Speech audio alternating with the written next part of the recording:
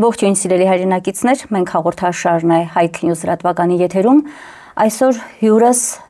Արդարադատության գեներալ Թաթուլ Պետրոսյանն է։ Շնորհակալ եմ, պարոն Պետրոսյան, հրավերս ընդունելու համար։ Սիրով։ Թե ինչ է կատարվում մեր երկրի ներսում, փորձենք միասին վերլուծել, որպեսզի նաև տանք հստակ գնահատականը եւ որպեսզի նաև կարողանանք սահմանել այն քայլերը, որոնցով հնարավոր կլինի զսպել այս իշխանության ցինիզմի հասած գործողությունները, խուժանապետության գնահատականը դուք տեղին տվեցիք։ Եվ ուրեմն դատելով այս իշխանության արդեն իսկ արվող քայլերից կարող ենք վստահաբար նույնիսկ ասել, որ 2026 թվականի ընտրությունները սովորական ընթացքով չեն անցնելու։ Ավելին, նախընտրական գործընթացն էլ, ինչպես տարիներ շարունակ ունեցել ենք, չի անցնելու իշխանություն, ընդդիմություն, այդպես նախընտրական քարոզարշավ, բուկլետների բաժանում, այսպես տրամադրությունների մեջ չի լինելու այս իշխանությունը, քանի որ ունի վախեր,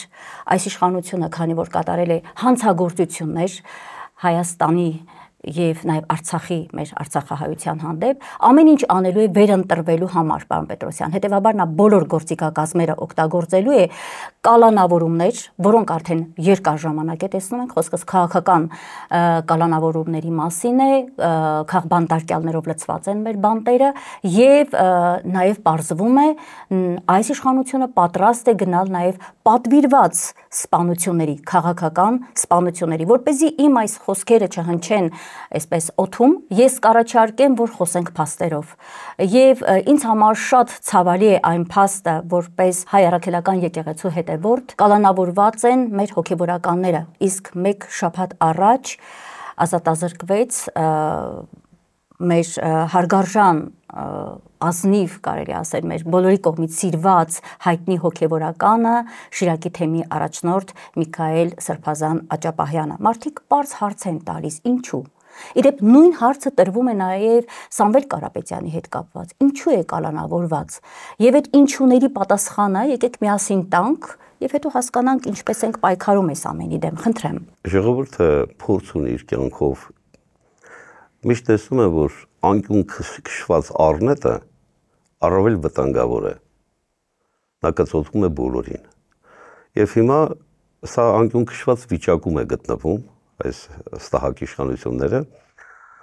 եւ այս պայմաններում սկսել է հարձակվել բոլորի վրա, անքնա բոլորի։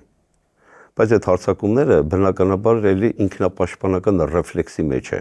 Նա լավ է գիտակցում, թե ինչ է արել երկրի հետ, պետության հետ, ժողովրդի հետ, անհատ քաղաքացիների հետ, նա լավ է հասկանում։ Եվ նա գիտե 2026 թվականի պարտությունը իր քաղաքական գործունեության ավարտն է։ Ոչ միայն իր, այլ իր ողմակի։ Հետևաբար տեսեք արդեն վերջում նաև սկսեց հայտարարություններ անել կուսակցությունների նկատմամբ։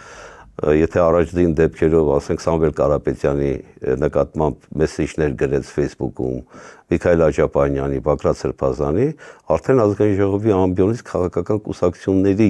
գործունեությունը դադարեցնելու հրահանգ է տալիս։ Ընդ որում կոնկրետ խոսեց այդ մասին, հասարակական դաշնակցությաններ ուղղված, այո։ Եվ հիմա այս տարբերակը արդեն դատախազությունը սկսել է գույքագրել եթերային բոլոր հաղորդումները, որովհետև հենց Սամվել Կարապետյանի առումով մեկ դրվագ, որովհետև դա թարմ է, վերաքննիչ դատարանում նախ Սամվել Կարապետյանին մեղադրանք էին առաջադրել առաջին էպիզոդով, որ սա հրապարակել էր Նիժնի Տաբր եւ այլի արտահայտություններով, այս ստորակարճ արարածը։ Մեղադրանք էին առաջադրել նաեւ խարկերի խոշոր չափերի թաքցնում, չվճարելը եւ նաեւ փողերի լվացում։ Վերաքննիչ դատարանը այդ երկու դրվագը գործնականում դիտեց, որ դա հիմնավոր կասկածի շրջանակում չի տեղավորվում եւ կրկին մնաց իբրև թե իշխանությունը իշխանությունը զավթելու բռնության կոչեր։ Եվ կրկին այս հոդվածով, եթե չեմ սխալվում, երկուշաբթի կալանքի ժամկետը տանում են երկարացնելու։ Ցավով եմ ասում, ես համոզված եմ, որ կալանքի ժամկետը երկարացնելու։ Եվ կրկին 2 ամիս։ Հիմա նույն ես կանխակարծիքը ունեի նաև Միքայել Աճապահյանի վերաբերյալ։ Մինչև մեղադրական վերդիկտ կայացնելը, վերդիկտից հետո մինչև մեղադրական դատավճիռ կայացնելը, ես նույնությամբ ասել էի, թե դատախազությունը ինչ է պահանջել եւ դատարանը ինչ պատիժ է տալու։ Եվ տեսեք, իրոք դատախազությունը ես ասել եմ, որ տալու է 2 տարի 6 ամիս ժամկետ, պատժաչափ ազատազրկում, դատարանը իբրև թե բարի կամքի դրսևորում 6 ամիս է հանեց։ Սա ազգիս խայտարակությունն է, ազգիս ամոթն է։ Նման բարերար անձին, որ Հայաստանում որևէ գործունեություն չի ծավալել, կարելի ասել մարդը իր քրտնաջան աշխատանքի շնորհիվ դրսում աշխատել եւ բարեգործություն է արել Հայաստանում, անձին կալանավորում են։ Աշխարհում նման դեպք ես չեմ հիշում, եթե չեմ սխալվում, նույնիսկ Ստալինի ժամանակներ այդպիսի իրավիճակներ չեն եղել, որ միանգամից երկու սրբազանի բարոյական մարդկային կերպարի կատարյալ անձած բռնեն եւ կալանավորեն։ Պարոն Պետրոսյան, չգիտեմ ինչ անուն տալ այդ երևույթին, օրինակ Բագրատ Սրբազանի եւ նաեւ 17 արդարների հետ կապված, հա, այդ զայնագրությունները, որ մեջտեղ բերվեցին եւ որոնք պարզվեց մոնտաժված են, կեղծված են փաստերը, եւ ժողովրդին տեսեք ինչպես հրամցվեց, որ իբր այնտեղ գյուլելու թեմա է մեջտեղ բերել, Սրբազանը վիրավորում է իբր իր ավտոբուսները իբրև թե պայթեցնելու, վնասելու։ Բայց ներողությամբ խնդրում, ես մի շատ վտանգավոր բան եմ նկատում, որ հենց իշխանության տարածած այդ տեղեկատվությունն է, որ նստվածք է տալիս տվել մեր ժողովրդի մոտ։ Երբ առանձին մարդկանց հետ խոսում եմ, ինձ ասում են, բայց չէ որ այսպիսի բաներ են, փաստեր են ջրի երես եկել։ Հիմա ես կուզեմ, որ դուք նաև առիթը օգտագործելով բացեք նաև իրականությունը, փաստաբանները, պաշտպանները իրենց հերթին ասել են, բայց եկեք մենք էլ հա բացենք ճշմարտությունը, որ գործ ունենք ուղղակիորեն բացահայտ կեղծիքի հետ։ Ձայնագրությունները ամբողջությամբ սխալ ձևով են ներկայացվել, մի կողմնավոր կեղծիք է։ Նախ տեսեք ինչ կատարվեց, որպես այդպիսին գոյություն ունի նախաքննության գաղտնիության սկզբունք։ Եվ շատ դեպքերում փաստաբանները, որոնք ուզում են հանրային որոշակի գործիչի հետ կապված իր պաշտպանական գործունեությունը, որ իրականացնում են, փաստաբանները ցանկություն ունեն հրապարակել որոշակի տեղեկություն, բայց այստեղ սահմանափակված է նախաքննության գաղտնիության սկզբունքով։ Բագրատ Սրբազանի եւ իր զինակիցների, մեր լավագույն ընկերների վերաբերյալ քրեական վարույթը մինչև սկսելը օպերատիվ գործունեություն է իրականացվել ավելի քան 4-5 ամիս, գուցե 1 տարի։ Եվ ձայնագրություններ են իրականացվել։ Արդեն նախաքննության հենց սկզբնական փուլում, քրեական վարույթի սկզբնական փուլում, գլխավոր դատախազը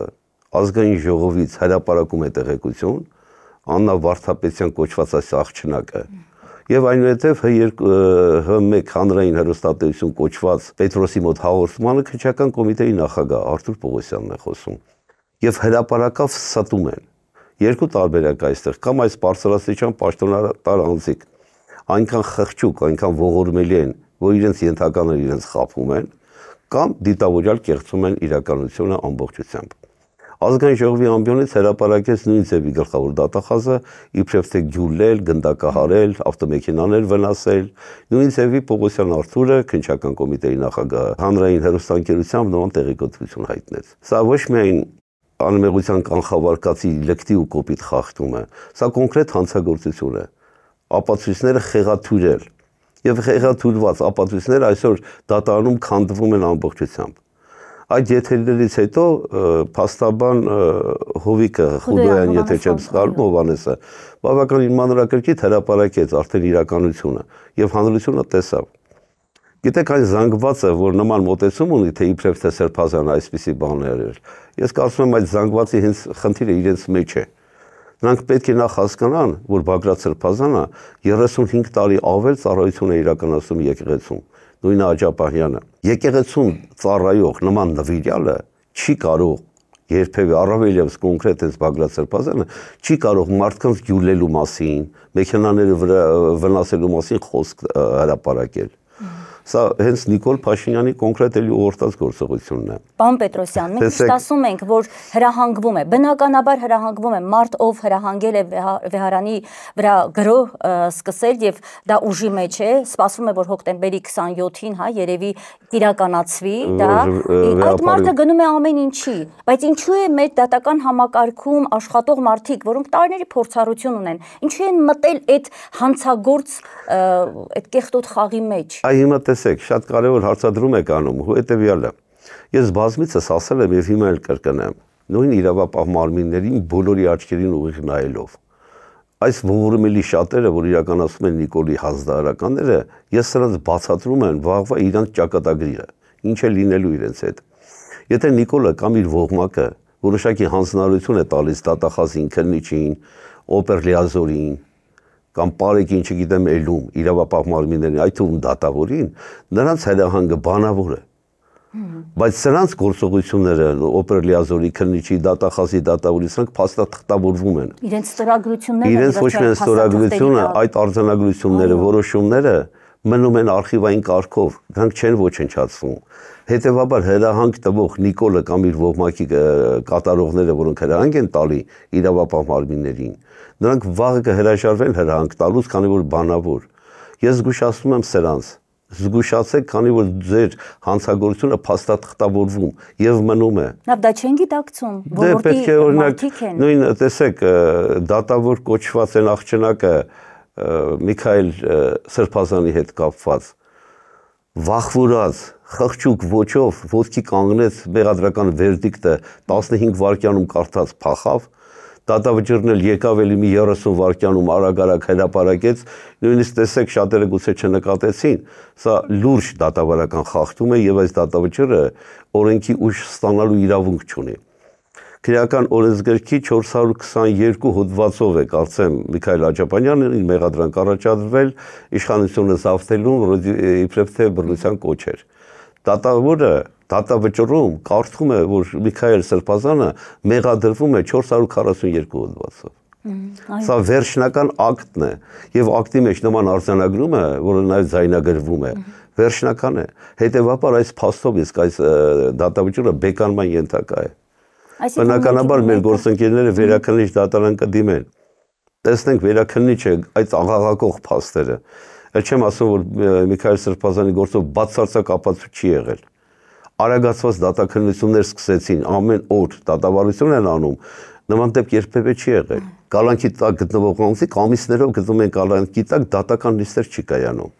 Այս դեպքում Նիկոլի հանձնարարականը հրատապություն ուներ։ Եվ ցավոք, տեսեք, պատիժ նշանակվեց 2 տարի ազատազրկում։ Հրատապությունը դուք ինչով եք պայմանավորում։ Պայմանավորում պատվերի արագ կատարմամբ։ Արագ կատարմամբ։ Դրսից եկած պատվերը եկեղեցու դեմ կոնկրետ եւ ընդհանրապես մեր երկրի։ Տեսեք, թիրախավորել են կոնկրետ այս դեպքում 2 սրբազանների։ Բնականաբար այլ սրբազանների նկատմամբ էլ թիրախներ կան, որոնք դեռևս լիարժեք չեն իրականացվում, բայց ես կարծում եմ, սկսել են աշխատել։ Օպերատիվ միջոցառումներ են իրականացնում, գաղտնալսումներ, ներքին արտաքին դիտումներ եւ այլն։ Ոստիկանությունում եւ ազգային անվտանգությունում նման ստորաբաժանում կա օպերատիվ հետախուզական գործունեության տեխնիկական օժանդակություն։ Եվ այդ գաղտնալսումները են, որ ժողովուրդ ասում է շուչ հոգատերած հեռախոսն են լսում, այդ տեխնիկական ամբողջ ներուժ այսօր ուղղված էր ընդդիմության դեմ։ Դրա համար այդ պատճառով է, որ հանցավորությունը Հայաստանում ծայրահեղ վիճակի է հասել։ Այսինքն մոռացել են իրենց իսկական գործը, զբաղված են քաղաքական ընդդիմադիր հատվածի հետևից ընկած այդ վիճակն է եւ իդեպ կխոսենք հիմա քննչական կոմիտեին վերջերս գնացել էր Փաշինյանը եւ դժգոհում էր, որ հանցագործությունների թիվը աճում է, պատճառը արդյոք պարզ չէ, ոստիկանը չի զբաղված իր իրական գործով, ոստիկանը զբաղված է ընդդիմադիր բռներով, ընդդիմադիրին լսելով, ժուչոկներով, հա, աշխատելով, ես չգիտեմ, պարզ չի, որ նման երկրում մենք թմրանյութերի աճի, սպանությունների դեպ երեք էլ հերթական անչափահաս տղայի հետ կապված դանակահարման հերթական դեպքի հետ գործ ունենք, ուր կարող է սա հասնել այսպես։ Մինչև հանցավորության մասին անդրադառնալը, ես կրկին եկեղեցու մասով մեր հանրությանը կրկին բացատրենք գուցե բացատրենք, որ հասկանան այստեղ խնդիրը սրբազանները չեն, խնդիրը վեհափառը չի, խնդիրը հայ առաքելական եկեղեցին մեր միակ ինստիտուտը, որ այսօր կայուն է, միակ ցավով եմ արձանագրում, միակ ինստիտուտը, որ կայուն է, հայանապաստ գործունեություն է իրականացնում, հայապահպան գործունեություն է իրականացնում, դա եկեղեցին է։ Հետևաբար հայի անցյալը, ապագան, ներկան ոչնչացնելու այս մի պարիսպն է մնացել եւ հիմա այս պարիսպի վրա են հարձակվում։ Թող շատերը հասկանան, խոսքը երբևէ վեհափառի մասին չի, խոսքը սրբազանների մասին չի, կոնկրետ եկեղեցին, որովհետեւ եկեղեցին մեր արժե համակարգն է։ Հայի մեջից հայ առաքելական եկեղեցու հասկացությունը դուրս բեր, նա այլ հայ չի կարող կոչվել։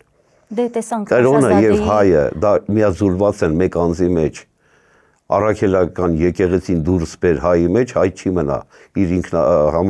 համակարգային, իր արժե համակարգի առումով, հայը չի մնալու։ Եվ հիմա Նիկոլ Փաշինյանն ու այս ողմակը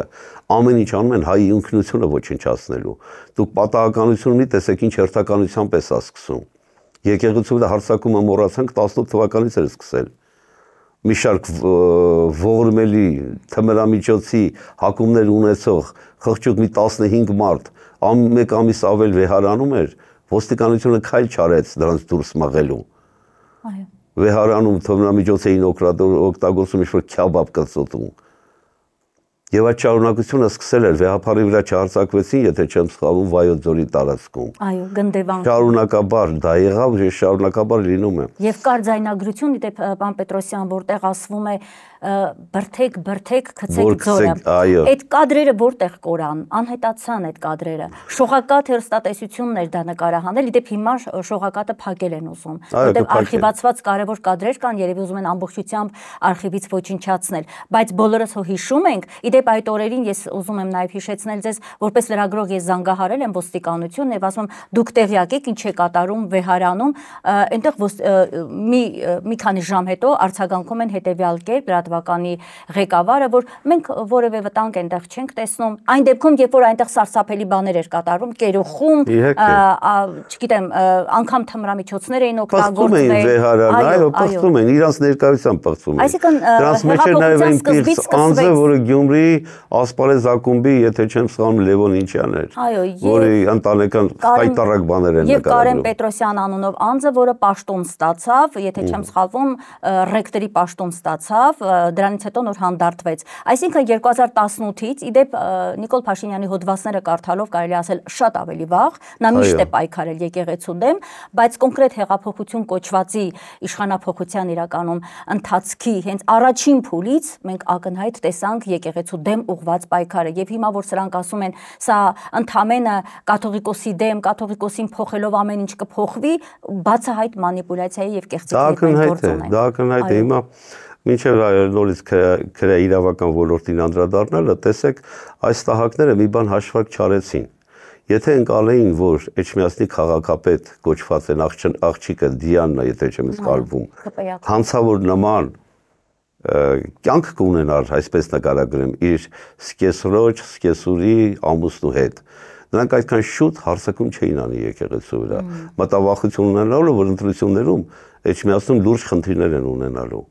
Եվ հիմա ունենալու են սրանք։ Իմ ընտրություններն աչքերում։ Որտեղ ես ժամանակին Էջմիածնում աշխատել եմ, Էջմիածնի տարածքում, ես կասեի Հայաստանի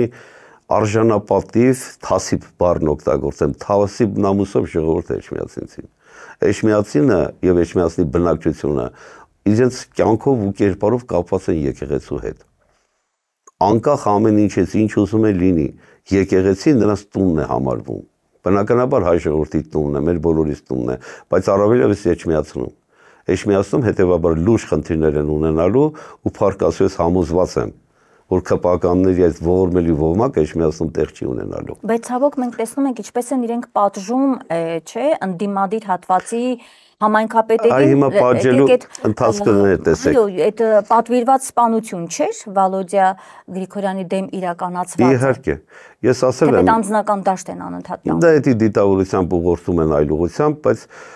մենք մի բան պետք է արձանագրենք, ընդդիմադիր տարածքներում ընդդիմության կողմից հաղթանակ տարած համայնքապետերին կամ դատում են կամ սպանում։ Այս ընթացակարգը գնում է, հիմա ավելի ակտիվացել է։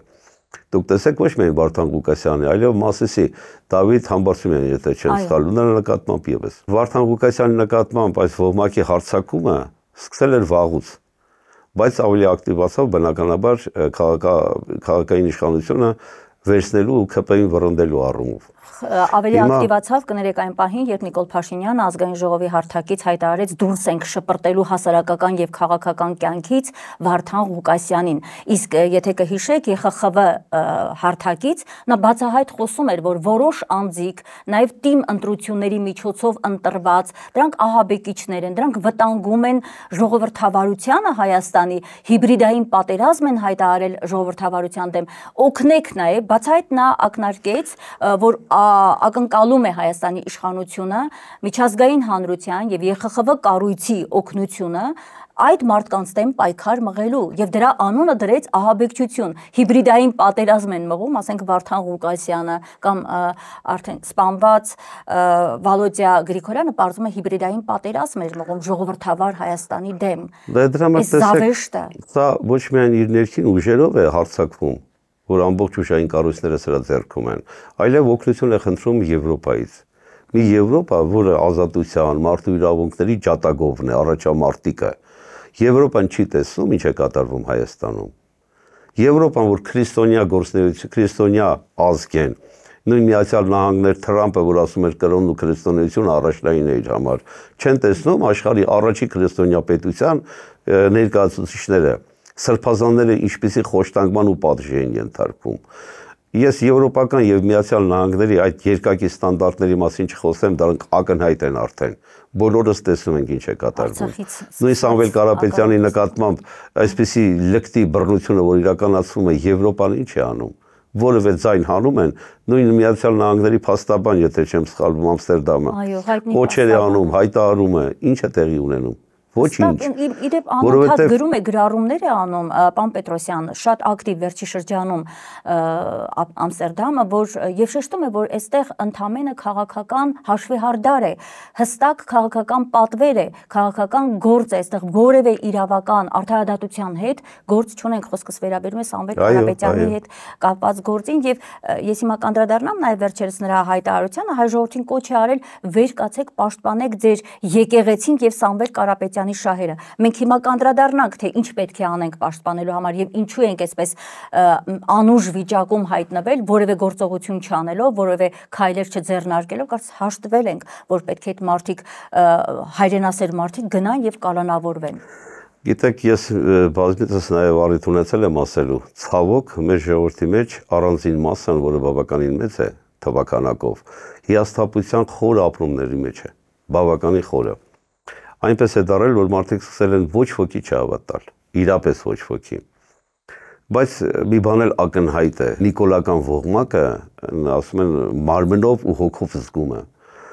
Աշխարհում երևի չկա նման երկիր, որ իր առաջնորդին, իր ղեկավարին ոչ թե արհամարեն, ոչ թե համարեն անգրագետ, այլ այդպիսի ատելություն ունենան սրա անձի, սրա կերպարի եւ սրա ընտանիքի նկատմամբ։ Չկա տենց ազգ, չկա տենց պետություն։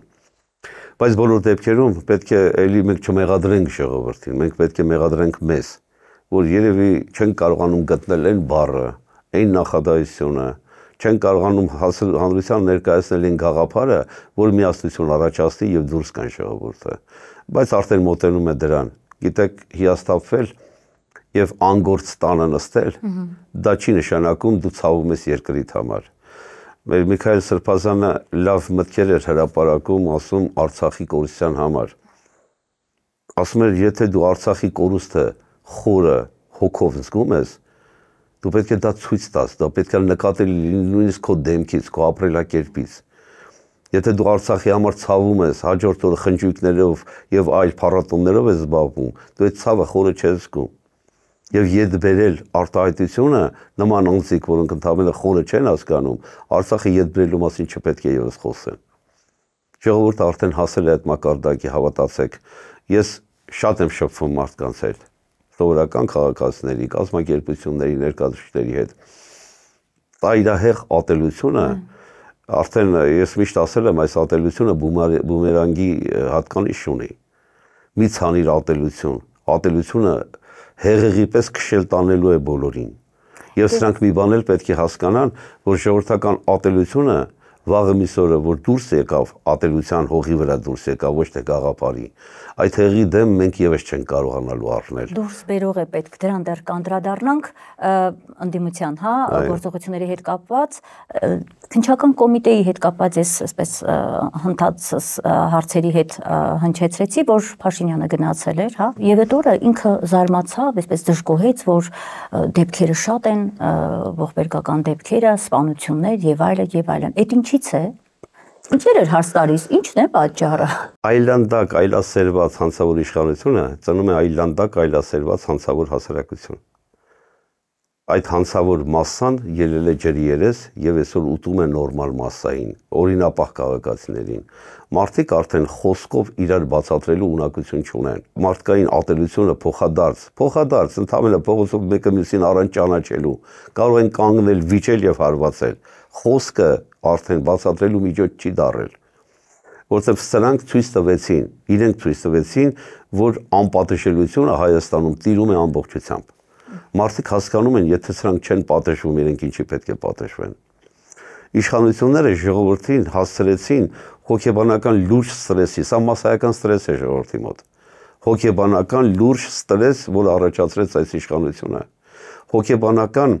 ինֆորմացիոն լուրջ հարձակում է իրականացվում մարդկանց վրա։ Տեսեք, հիմա ես այդ ինֆորմացիոն հարձակումը կապեմ նաև Վլադիմիր Գրիգորյանի սպանության հետ։ Հետո կանդրադառնանք Արթուր Պողոսյանի խոսքին եւ քննչական կոմիտեի այդ հայտարարությանը։ Ասում են վենդետա։ Ես համոզված եմ եւ կրկնել եմ եւ հիմա էլ եմ համոզված, որ սա քաղաքական սպանություն է։ Բայց գիտեք, վենդետա մարդու մոտ կարող են առաջացնել ինֆորմացիոն լուրջ հարձակումները։ Եթե անձի հարազատի, ասենք, դեպք է եղել, սպանություն է եղել, եւ դեռևս հայտնի չի սպանություն կատարող անձը կամ հայտնի այլ անձ, որ սպանություն է կատարել եւ գտնվում է ազատազրկման մեջ, բայց վենդետայի ուղղությունը փոխում են այլ անձի վրա։ Քաղաքական շրջանակներում, մտերիմներում, իրենց գյուղի մերձավանում, եթե հանգուցյալի հարազատին անդադ ուղղորդես, որ կատարվել է սպանություն այս անձի կողմից, այս անձի մտերիմների կողմից, անընդհատ ցույց տան նրա հուղարկավորության դրվագները, պարբերաբար տանեն գերեզման գնան գերեզման, պարբերաբար ուղղորդեն, որ սա կատարվել է այս խմբի կողմից, սրա մտերիմների կողմից։ Դուք տեսեք ինչ կդառնա, չէ՞, դա քաղաքական նկատառումներով ինֆորմացիոն հարձակում, հետևանքը վենդետա են դնում անունը, բայց քաղաքական նպատակով իրականացված գործողություն է սա։ Արթուր Օհանյանի վրեժը լուծում է ինչ-որ մի տղա։ Եղբայրը չի լուծում, հարազատներից որևէ մեկ իբրև թե ընկեր։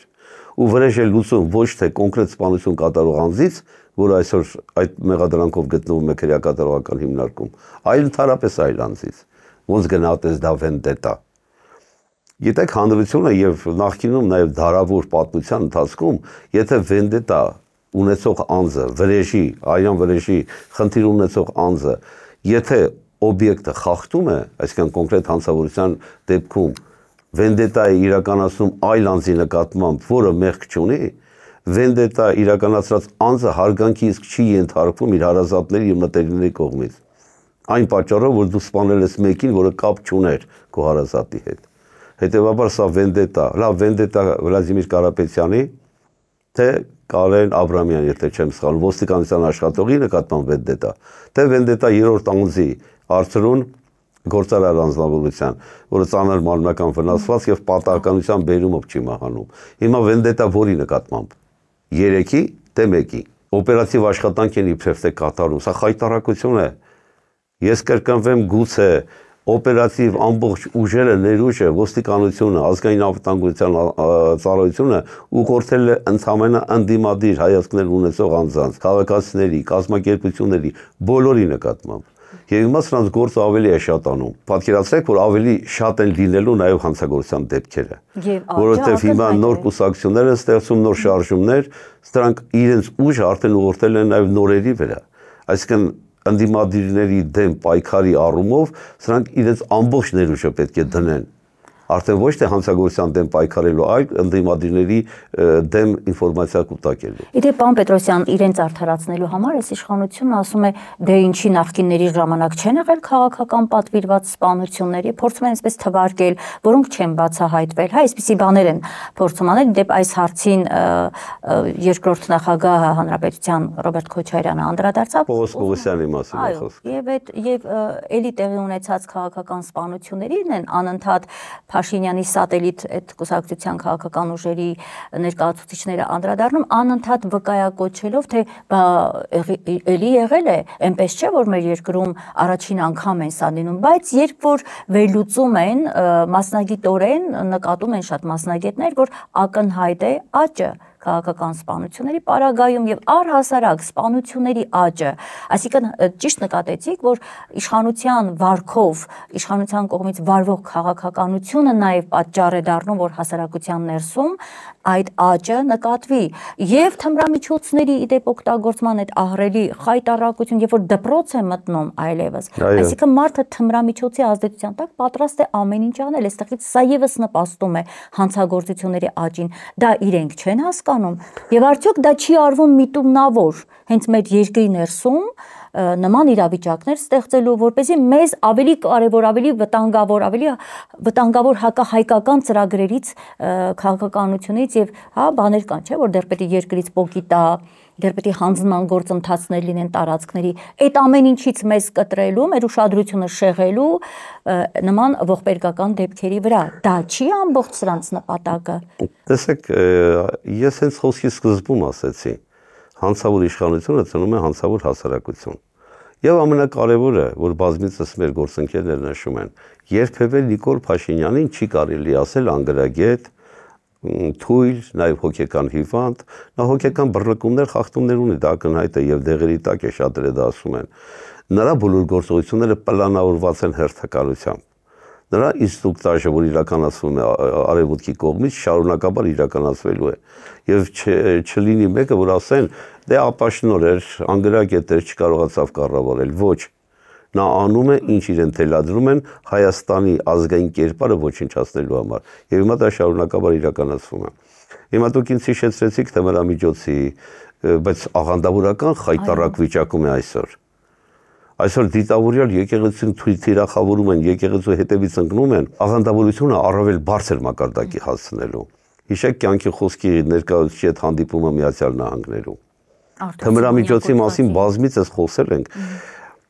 Ազգի ապագան ոչնչացնելու համար, որպես այդպեսին, պետք է երիտասարդությանը շեղել, երիտասարդության մեջ հայի կերպարի, ազգային արժի համակարգը ոչնչացնել։ Դրա լավագույն միջոցը ո՞րն է։ Դրա լավագույն միջոցը դա հենց շոուներ, փառատոներ կազմակերպել եւ թմրամիջոց տարածել։ Տեսեք, երկիշներ են բերում, միլիոնավոր դոլարներ են տալիս։ Թմրամիջոցի ինչպիսի մեծ քանակ մտավ Հայաստան։ Շատ լրագրողներ օրինակ էլ հարց չեն տալի, ինչ եղավ այդ 1 տոննան։ Միրան Պողոսյանի հետ էին կապում, արդյունքում նրա մտերիմներից թե իր աշխատակիցներից 5-6 մարդ էին կալանավորել, հետո տեղեկացանք, որ բաց են թողել։ Լավ, ինչ եղավ դա։ Հայաստան 1 տոննա հերային մտնելը դա խաղուպար չէ։ Սպառում Հայաստանում այդքան չես կարող։ Առավելևս 2 տոննա Իտալիայում բռնվեց Փարկասում, որը տեղափոխվում էր Հայաստան։ Շնորհիվ մեր երկիրը։ Եվ թմրամիջոցի ներկրումը, ընդհանրապես տրաֆիկը թմրամիջոցի պատահական չեն իրականացնում։ Դա լուրջ գումարների, միլիարդավոր, միլիոնավոր դոլարների հետ կապված միջոցներ են։ Այսինքն նաև շրջանառվեցին։ Այսինքն այս տարբերակում ես հստակ ձեզ ասում եմ, որ միջ այս բավականին արդեն տարատեսակ քաշեր, կիլոգրամներ մտել են Հայաստան։ Այսինքն տրաֆիկը պետք է ստուգել այդ ճանապարհը մաքուր է, հեշտ է անցնել, հայտնաբերվելու հավանականությունը որքան է, չէ՞ որ չէին կարող ռիսկի տակ մտնել եւ այդքան գումար։ Եվ շատ կարևոր մի բան եւս, ես բացառում եմ, որ ազգային անվտանգության ծառայության ղեկավարը, ներքին գործերի նախարարը կամ ընդունենք հարկայինի կոմիտեի նախագահը, որևէ մեկը ինքնուրույն չէր կարող ապահովել այսքան մեծ քանակի թմրամիջոցի ներկրում Հայաստան։ Բացառված է։ Դա կարող էր իրականացվել բացառապես մեկ անձի ցուցումով։ 4-ով էլ իրար հետ պայմանավորվեին չէին համարձակվի այդքան ներկրում ապահովել։ Վստահ եմ, ես հայտարարում է կառավարությունը, ես։ Այո, կառավարությունը ինքն է եւ իր հանձնարարություն պետք է։ Այլ տարբերակ այսօր Հայաստանում չէր կարող լինել։ Նման մեծ քանակ կարող էր իրականացվել միայն առաջի դեմքի հանձնարարությամբ ու թույլտվությամբ, որը եւ իրականացվել է։ Պարոն Պետրոսյան, մենք մեր հարցազրույցի այս հատվածում վերլուծեցինք եւ հստակ փաստերով, եւ ես շնորհակալ եմ ձեզ այդ փաստերը ներկայացնելու համար։ Մենք ամեն անգամ առիթը պետք է օգտագործենք, որպեսզի մեր ժողովրդին հասանելի սա դարձնենք, որովհետեւ ժողովուրդը տեղեկատվական վակուումի մեջ է, հիմնական ինֆորմացիան գնում է հանրային հեռուստատեսությամբ։ Ես ձեզ վստահեցնում եմ, առիթ է լինում երբեմն գնալ մարզեր, եւ ես սարսափելի շոկի մեջ եմ հայտնվում, երբ տեսնում եմ, թե մեր ժողովուրդը ինչ է խոսում։ Բացարձակ իրազեկված չեն մարդիկ, այսինքն մտածում են այնտեղ հմեկ։ Իսկ հմեկով կյանքը բոլորովին ուրիշ է, հա, Հայաստանը ծաղկում է, Հայաստանը բարեկամ, այսպես երկրների շրջապատում է, բարեկամություն, Ադրբեջան, Թուրքիա, Հայաստանում ամեն ինչ շատ լավ է, իսկ Նիկոլ Փաշինյանը խաղաղություն բերող այդ անձն է։ Մնացած բոլորը պատերազմաբեր են։ Այս քարոզն է, որ հասնում է այնտեղ, ինչ վերաբերում է այս սպանություններին եւ այլն, սրանք բոլորը գլխի վրա են ներկայացում, սուտ կեղծ ձևով մատուցվում են, վարկաբեկվում է ահավոր ձևով մեր եկեղեցին թիրախավորվում է։ Մի խոսքով շնորհակալ եմ, որ փաստերով այս հատվածը ներկայացրեցիք, եկեք հիմա դատենք, թե մենք ինչպես ենք պայքարում, խոսքս վերաբերում է այլախոհ դաշտին, ընդդիմադիր հատվածին, ամեն մեկս մեր տեղում, իդեպ պիտի ասեմ, դա միայն քաղաքական ընդդիմադիր ուժերի վրա չէ, որ ես ուզում եմ բարթել, որ այ ինչու չեք անում, ես կարծում եմ ամեն մեկը, ով սրտացավ է իր երկրի համար, իր տեղում, իր աշխատանքով պետք է պայքարի այն, ինչ տեղի է ունենում սրա դեմ։ Ինչ ենք մենք անում։ Եվ ընդհանրապես դուք տեսնում եք կա օրակարգ, օրինակ քաղբանտարկյալների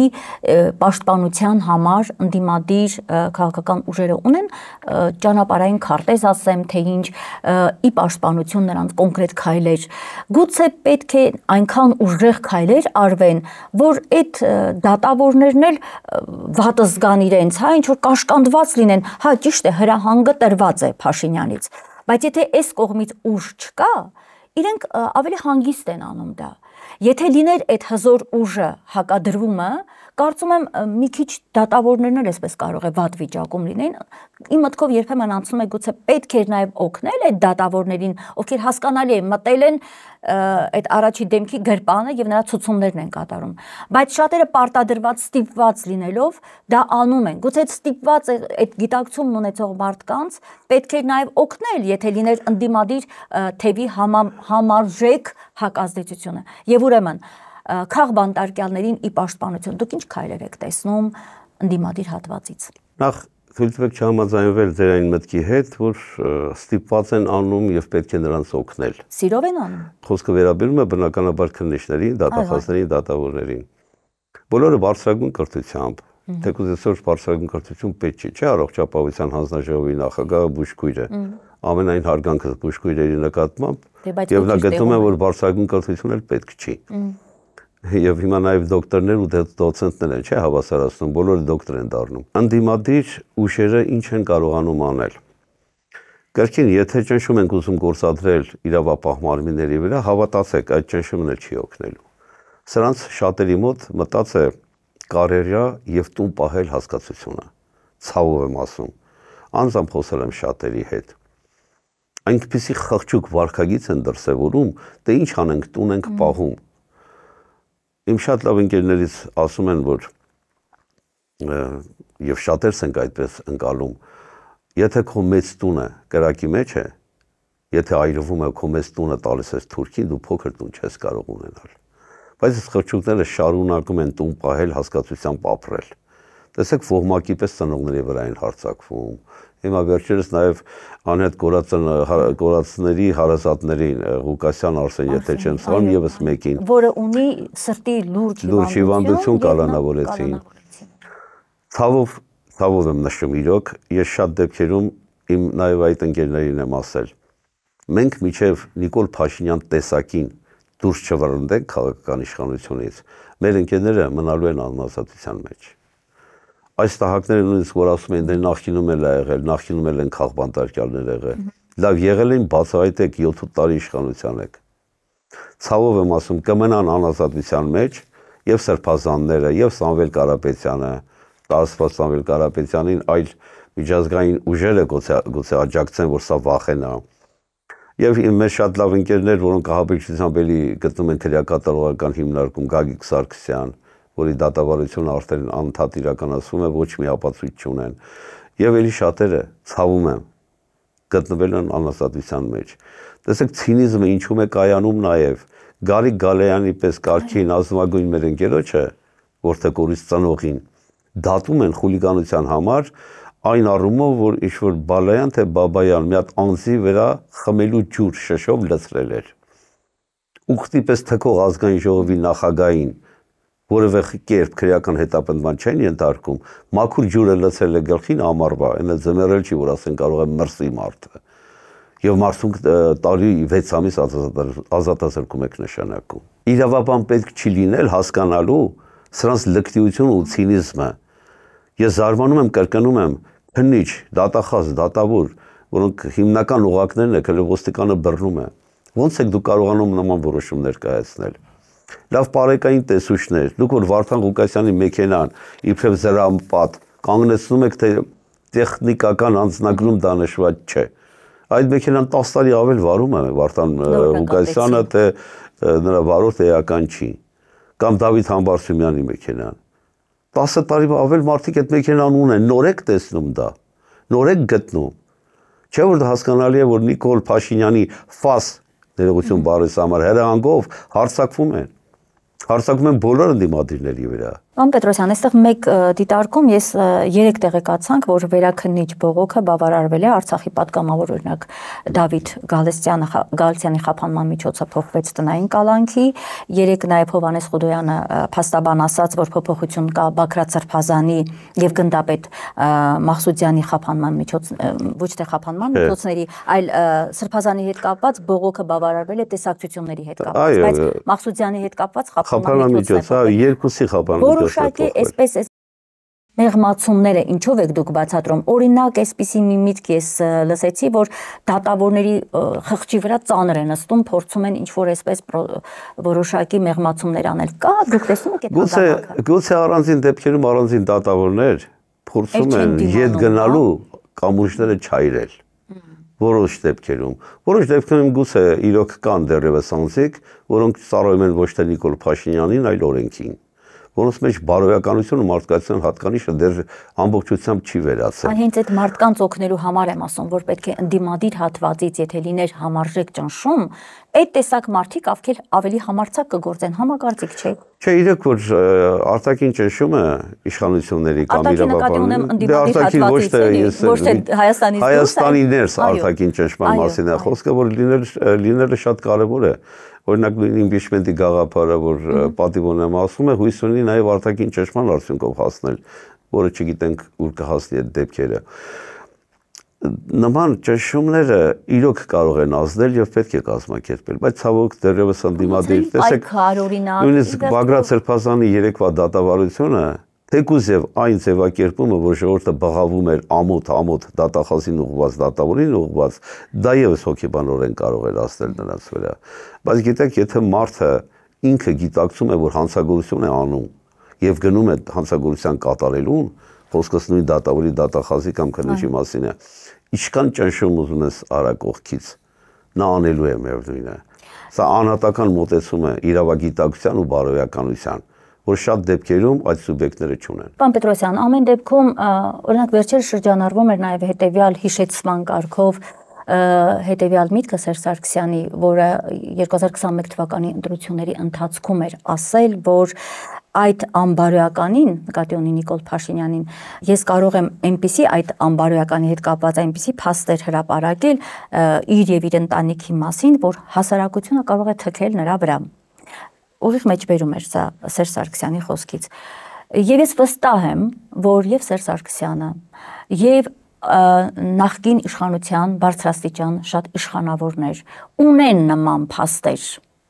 Ինչու չեն հրապարակում այդ փաստերը, որպեսզի հասարակությունը, Սերժ Սարգսյանի խոսքերով ասած, թքի այս անբարոյականի վրա եւ օգնի հասարակությանը հրաժարվել այս մարդուց։ Ի վերջո կան չէ մարդիկ, որոնք դեռ հավատում են սրա ստերին, հավատում են իմիտացիայի կեղծ, իրականում կեղծիք համարվող խաղության այս օրակարգին, բայց պետք են որոշակի փաստերի հրապարակում, հանրայնացում ամբողջությամբ այս մարդու դեմքը պատռելու համար։ Ինչու դա չի անում ընդդիմությունը։ Նախկիններն ինչու չեն անում։ Խնայում են Փաշինյանին։ Ես չգիտեմ խնայում են թե ոչ, բայց մի շատ կարևոր բան պետք է արձանագրել։ Եթե մարդը ամոթ չունի, ամեն ինչի ընդունակ է դա։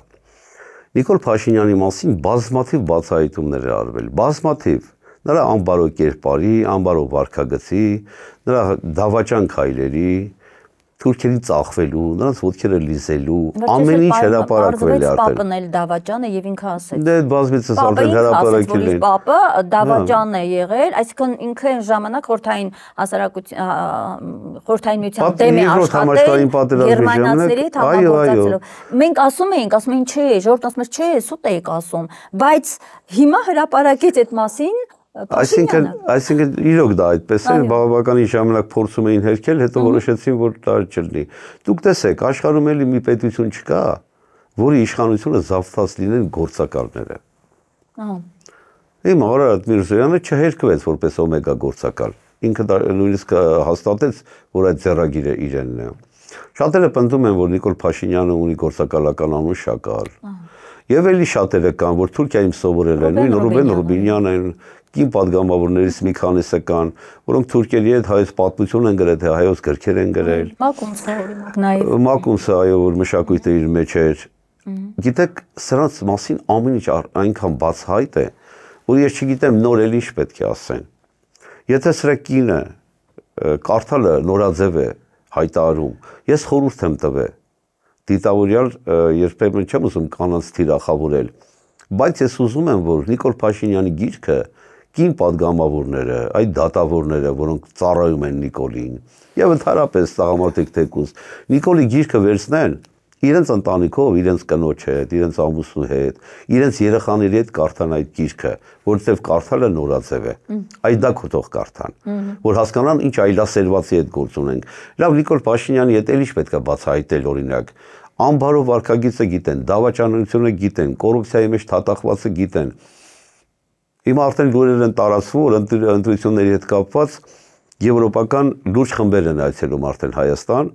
ու նույնիսկ տեղեկություններ են հրապարակվում շուրջ 125 թե 130 միլիոն գումար են նախատեսում օգնելու սրանց եկող տարվա ընտրություններին։ Ինստրուկտաժ անող անձիկ են գալիս։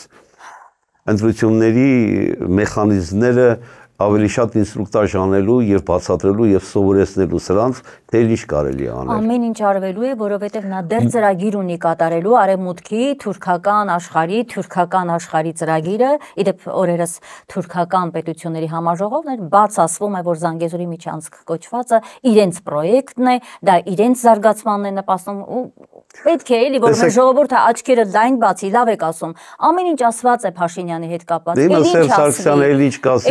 Թաթուլ Պետրոսյանը ինչ կասի, դա էական չի, արդեն ամեն ինչ բացահայտված է։ Եվ հիմա ներողություն այդ ճանապարհի մասին էլ եւս երկու նախադասություն ասեմ, որովհետեւ ինձ ցավ է պատճառում, որ մեր հանրության առանձին մասան դեռևս կարծիք ունի, որ դա Թրամփի ուղի է, դա բավականին ներդրում է ունենալու։ Հանրությունը պետք է հասկանա, որ ինչպես մեր երկրորդ նախագահը մանրակրկիտ բացատրեց, որ սա մեղրին հանձնելու կոնկրետ գործողություն է։ 99 տարով հանձնում են, 99 տարով երկարացնելու այդ հանձնումը եւ հիմա ամբողջությամբ տալիս է։ Հիմա Ադրբեջանի Ալիևը ինչի է փորձում բառախաղի իբրև թե կռիվ անել, իբրև թե թող Ալիևը բացատրի այդ որ փաստաթղթով է միջանցք։ Ինքը Ալիևի հետ պայմանավորվել են, որ դա տալու է։ Անկնարկելի է սա։ Պարզապես հանրությանը փորձում է խեղաթյուրել այն տարբերակով, որ սա ճանապարհ է։ Եթե ճանապարհ է, նույն ձևի ճանապարհ մենք ունենք Վրաստանի հետ, նույն ձևի ճանապարհ ունենք Իրանի հետ, ինչի ենք այսքան առնագստացած մեղրիով, որովհետև ակնհայտ է, որ սա անկոչեդոտ ճանապարհ է։ Ալիևը չի ուզում հայկական սահմանապահ մաքսավոր տեսնի իր սահմանին, չի տեսնելու դա։ Եվ հանրությունը պետք է հասկանա ինչքան է սա կոկորտ պատվի, արդեն տվել է այդ համաձայնությունը։ Եվ նրանք արդեն պլանավորում են այդ միջանցքը մեծ թուրանական ճանապարհ եւ երկիր ստեղծելու համար։ Այո, սա պան-թուրանական ծրագիր է, սա պետք է հասկանա մեր։ Իհարկե դարավոր ժամանակը դա է Թուրքիան։ Պարոն Պետրոսյան,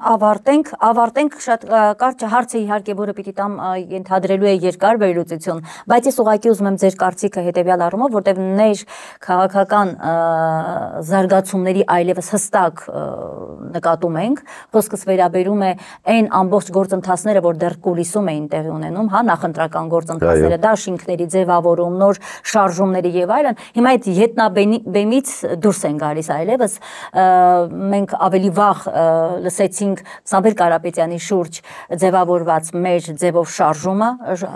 ժողովրդական շարժումը, որը վերջերս հայտարարվեց Նարեկ Կարապետյանի կողմից, որ իրենք պատրաստվում են, որ այդ շարժումը դառնա քաղաքական կառավարական ուժ, այո, երեք մենք տեսանք Արման Թաթոյանը իր թիմով, Դավիթ Անանյանն էր, այսպես ստեղծում են նոր ուժ եւ ընդհանրապես արդեն նկատվում է որոշակի այսպես շարժումներ նկատվում են։ Երկրորդ նախագահան հստակ հայտարարեց, որ այո ինքը մասնակցելու է ընտրություններին։ Հիմա ինչ եք տեսնում։ Մենք անընդհատ դարձյալ ու դարձյալ նույն հարցը պիտի տամ, երբ արդեն 7 տարի դա հնչում է, սրան հեռացնելու համար մեզ համախմբում պետք չէ, ընդդիմադիր հատվածը, որն արդեն այսպես տարբեր կառույցներով հանդես է գալիս դաշինքային, ի վերջո կկարողանա համախմբվել, թե դա չպետք է լինի կարևորը, այլ ընտրությունների հետ ընտրական շրջանում համախմբումը, այն ինչ տեղի ունեցավ օրինակ Գյումրիի պարագայում, բոլորը ի վերջո մի կողմ դնեն իրենց ամբիցիաները, համախմբվեն ամենաշատ ձայներ շահած թեկնածուի շուրջ եւ վտարեն այս ցանցին Հայաստան։ Ես չեմ ասում Նիկոլ Փաշինյանին, ցանցը, որովհետեւ եթե այդ ցանցը չլիներ, Նիկոլ Փաշինյանը շատ հեշտությամբ հնարավոր կլիներ նրան հեռացնել։ Հիմա այդ ցանցին օգնության է գալիս նաեւ Արևմուտքը իր լիքը փողերով։ Դրա համար մենք պետք է բոլորս համախմբված լինենք։ Եվ ուզում եմ հավատալ, որ այս անգամ, պարոն Պետրոսյան, ամբիցիաները չեն խանգարելու, բայց չգիտեմ հավատանք թե չէ։ Այս առնչությամբ ձեր խոսքը եւ ավարտենք։ Աստված մի առասցե, եթե անկարծ Նիկոլ Փաշինյանը 26 թվականին վերարտադրվի, մենք Հայաստան էլ չենք ունենալու։ Եվ ես համոզված եմ, որ չի հաղթելու։ Ես համոզված եմ, որ սրանց վերջը 26 թվականին արդեն գալու է, քաղաքական ավարտը լինելու է սրանց։ Հիմա ընդդիմության շարքերը տեսեք, Ռոբերտ Քոչարյանը երկրորդ նախագահի ևս ճիշտ նկարագրեց։ Այսօր բավականին լավ թափ է առնում Սամվել Կարապետյանի մեր ձևով շարժումը։ Նկատելի է ազնվագույն տղաներ են, աղջիկներ։ Ես միշտ ասել եմ եւ ելի եմ կրկնում, երբեք չի կարելի առաջնային դեմք թույլ տալ, առաջնային կերպարներ, որոնք խոցել են իրենց ապրած կյանքով։ Օրինակ նույն Արման Թաթոյանին, որը շատ եմ հարգում, իմ լավագույն ընկերներից է, մենք իրար լավ ենք ճանաչում, գրագետ, բարձր մակարդակի իրավաբան, բայց ընդգրկել են մի կին, որը վտանգ է ներկայացնում իրենց հեղինակության համար։ Այո։ Այդտեղ ինչ-որ մի կին կա, որը աշխատել է ՀՀԿ-ի հետ, ԿՊ-ի հետ, նրանց հետ պատգամավոր է եղել, չգիտեմ ինչ եւ այլն եւ այլն։ Նույնիսկ ընտրակեղծիքների մեջ է ներգրաված եղել, գուցե սխալվում եմ, չգիտեմ, բայց ինչ-որ արդեն հրապարակվում է։ Նման տեղեկատվություն։ Իսկ Սամվել Կարապետյանի թիմը, որ շատ ավելի երիտասարդներ են, ես կարծիք ունեմ, որ ընտրական նախաշեմին բավականին ուժ իրենից կներկայացնի։ Նախ հենց Սամվել Կարապետյանը իր դեմքով, որպես այդպիսին հեղինակություն ունի Հայաստանում։ Եվ այստեղ կարևոր է, որ երիտասարդները կարողանան ունենալ փորձառու ընկերներ։ Միայն տնտեսական ոլորտի այդ առաջարկությունները, ես հասկանում եմ իրենց քաղաքականությունը, հանրությանը ներկայանում են, թե մենք ինչ կարող ենք անել տնտեսական ոլորտում ստեղծելու առումով եւ հետո նոր քաղաքական հայտ ներկայացնեն, որ ասեն մենք կարողանում ենք սա անել, տեսեք առաջարկել ենք։ Սա եւս տրամաբանական է այս մոտեցումը։ Բայց ես կարծում եմ, որ նրանց իրենց քաղաքական խումբը, որ կստեղծվի, փորձառու ընկալելի սուբյեկտներով պետք է համալրեն։ Արտաքին քաղաքական Եվ արտաքին եւ ներքին, ինչի՞ չէ։ Ներքին քաղաքականությունը դա միայն տնտեսությունը չի։ Հազար ու մի հարց կա։ Հետևաբար մենակ տնտեսությամբ մենք չենք կարող հանրությանը ներկայանալ ու ասել, որ մենք արդարադատությունն է։ Բնականաբար։ Ինքն է եւ որը խարխլված է եւ պետությունը չի կարող ամուր լինել, եթե խարխլված է հենց այդ հիմքերից։ Արդարադատություն, եթե դու չունեցար երկրում, տնտեսության զարգացում չես կարող ունենալ, դա անքննարկելի է։ Եվ մնացած ուժերի հետ կապված էլ ես կարծում եմ, որ միասնություն կարող է եւ չձևավորվել եւ դա իրենց վտանգ չի ներկայացնում։ Այստեղ կարեւոր է շեմը հաղթահարող ուժեր լինեն, որ ես համոզված եմ դա կլինի Հայաստան դաշինքը, մեր ձևով շարժումը հաստատապես անցողիկ շեմը կհաղթահարի։ Մյուսները դեռևս հələ կտեսնենք ինչպիսի ծրագրեր, ինչպիսի թիմեր կառաջարկեն մեզ։ Մենք փոքր ազգ ենք, մենք անձնավորած ենք տեսնում ամեն ինչ։ Հավատացեք, ծրագիր ինչքան էլ տնես մեր քաղաքացիների, մեր գյուղացիների մոտ, ոչ թե անգրագետ են։ Չէ, լավ էլ գրագետ են յուրաքանչյուրը, բայց անձի հետ կապված կարևորություն են տալի։ Անձը պետք է իրենց համար ընկալելի լինի, անձիկ այդ խումբը, թիմը պետք է ընկալելի լինի։ Եվ ես համոզված եմ, որ ապագայում միավորումներ կունենանք։ Այստեղ շատ կարևոր մի բան է, որ մեր ընդդիմադիրներն էլ ընկալեն։ Տեսեք, մենք դաշտում տեսնում ենք բազմաթիվ ընդդիմադիր կուսակցություններ, շարժումներ, որոնց անցողիկ շեմը հաղթարել ընտրություններում շատ հավանական է եւ ես կարծում եմ նույնիսկ 20-30 եւ ավելի տոկոս հավանականություն կա։ Այն մեր համար շատ լավ է, որ այս ողմակը այլ կազմակերպություն կուսակցություն չունի, որի հետ համագործակցի։ Մի հատ անձը, որը փորձում են ստեղծել, Վազգեն Սարգսյանի քույրիկի մասին է խոսքը, որ Երևանում ստեղծեցին, հավաքանու անդամ դարձրեցին, ես տեղյակ եմ այդ մասին։ Այստեղ Նիկոլ Փաշինյանը համապետականում գործընկեր չունի, որ կարողանա հասնել անցողիկ շեմին։ Բայց իր սատելիտները նույն եվրո սուբյեկտները Արման Բաբաջանյանն են եւ այլն, դրանք անքննարկելի է, երբևէ չեն հաղթարի շեմը։ Կարկանում եմ, մեր հանրությունը գուցե շատ է սիրում եւ շատ է ցանկանում Եվրոպա միանալ, գնալ եւ այլն, բայց ոչ սրանց տեսքով։ Դա չէ, սրանք Եվրոպա չեն տանում մեզ։ Դե բոլոր դեպքերում իբրև թե ցույց են տալի Եվրոպամետ են, բայց տեսեք լավագույն տարբերակը այն է, որ սրանց տեսքն իսկ ատելություն է առաջացնում ժողովրդի մոտ։ Թեկուզ եւ ցանկանում են Եվրոպա գնալ։ Հա, իրենք չէ, բայց Փաշինյանը ունի գրպանում այնքան ձայն, որ օրինակ սոցհարցումներով ոնց որ թե 15 կամ 17% կարող է ունենալ աղանդավորներ, չէ՞։ Այնտեղ փոքրամասնություն սեռական LGBT, որի պաշտպանն է միշտ եղել։ Բնականաբար։ Փառք Աստծո, որ այդ մասն շատ չի մեր մոտ դեռևս։ Փառք Աստծո, բայց քիչ չեն աղանդավորները։ Այստեղ մի բանում եկեք չսխալվենք։ Պետական համակարգների որոշ չափով։ Պետական, որ վարչական ապարատը կօգտագործի, եւ վարչական ապարատի եւ աղանդավորականների մասին մի փոքր վերապահումներ անենք։ Վարչական ապարատի միջին օղակը ատելությամբ լցված է սրանց նկատմամբ։ Ատելությամբ, իսկ ամենամեծ բաժինը պետական ապարատի միջին օղակն է, որ աշխատացնում է այդ պետական օղակը։ Նրանք ատելությամբ լցված են, նրանք հասկանում են։ Ցավոք դեռևս տուն պահելու սկզբունքով մնում են, բայց ընտրությունների գաղտնիության շրջանակում ես համոզված եմ շատերը նախկին անգամ ինչ էին Չակ Նորրիս էին ընտրել, Նիկոլ չեն ընտրի։ Եվ գումարած աղանդավորները իրենց դիրքորավորումը փոխել են Նիկոլի նկատմամբ, հատկապես եկեղեցու վրա հարձակման ժամանակ։ Դուք տեսաք աղանդավորական որևէ կազմակերպություն իր աջակցությունը չհայտնեց Նիկոլին։ Այնպես որ վերապահումներ պետք է աշխատում են ամեն դեպքում պատրաստվում են, զինվում են, գնդեր է ստեղծում, մի պահ նույնիսկ ասում են զորք է ստեղծել արդեն Վեհարանի վրա հարձակվելու համար։ Ամեն դեպքում պարոն Պետրոսյան, մենք որոշ դարձյալ կհանդիպենք, վստահ եմ եւ որոշակի արդեն զարգացումներ ներքաղաքական դաշտում ավելի տեսանելի կլինեն եւ մենք կփորձենք վերլուծել, թե ինչ ընթացքով է ընթանում մեր ընդդիմությունը եւ ամենակարևորը ինչ օրակարգ է դնում սեղանին, ամենակարևորն է դա, որը պիտի հակադրվի, հստակ պետք է հակադրվի այս փաշինյանական կեղծ հակահայկական օրակարգին։ Շնորհակալ եմ պարոն Պետրոսյան այս խորքային եւ բավական հետաքրքիր փաստային ամենակարևորը վերլուծության համար։ Ես եւս շնորհակալ եմ։ Վերհիշեցնեմ իմ հայրենակիցներին, որ ես Մենքի տաղավարում այսօր զրուցում էի արդարադատության գեներալ Թաթուլ Պետրոսյանի հետ։ Լավ եղեք, կհանդիպենք։